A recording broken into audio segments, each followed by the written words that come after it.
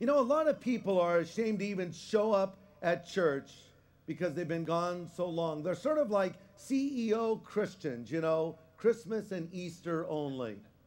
And you feel a little embarrassed by the fact that here you are making your second time a year trip to church, and you feel as though you almost shouldn't even be here at all. Heard a story about a guy who hadn't been to church for a long time, and he finally made it out one Easter. And at the end of the service, the pastor grabbed him and pulled him aside and said, "Son, you need to join the army of the Lord." The man said, "Now, Pastor, I'm already in the army of the Lord." And the pastor said, "Well, how come I only see you at Christmas and Easter?" And the man said, "Well, it's because I'm in the secret service, you see." And that's how a lot of people are. They're in the secret service. And that's how Peter was prior to the resurrection. You remember that Peter had boasted in the upper room, "Even if all deny you, I will never deny you." And Jesus said, "Well, since you brought that up, Peter, before the rooster has crowed twice, you will deny me 3 times. And deny Jesus he did. Then outside of the courtyard, or outside of the house of Caiaphas, in the courtyard where Jesus was being tried, was a fire.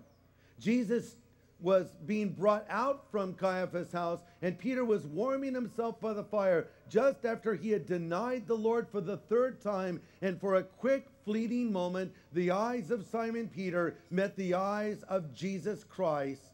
And the Bible says, and Peter went out and wept bitterly. Can you imagine the shame, the embarrassment on the part of Peter? Here was the Lord whom he said he would never deny, and not only had denied him once, not even twice, but 3 times, and he went out and felt horrible. But yet the message goes out, tell the disciples and Peter, let the disciples know, including Peter, that he is risen again. Maybe you found yourself in sin. You didn't plan on getting into that place, but Peter didn't plan on it either. See, for Peter, it all began when he boasted in the upper room and he was filled with pride. Then he was following at a distance. Then ultimately he was hanging out at the wrong place with the wrong people, leading him to do the wrong thing, and he denied Christ. But today, you're at the right place with the right people at the right time.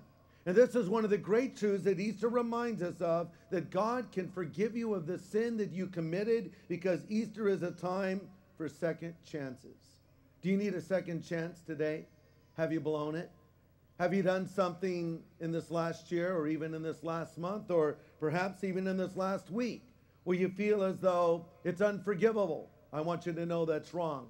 Easter reminds us that God gives second chances. For after the Lord rose again from the dead and told them to tell Peter, he met with Peter by the Sea of Galilee and recommissioned him again. He gave him a second chance, and he'll give one to you as well.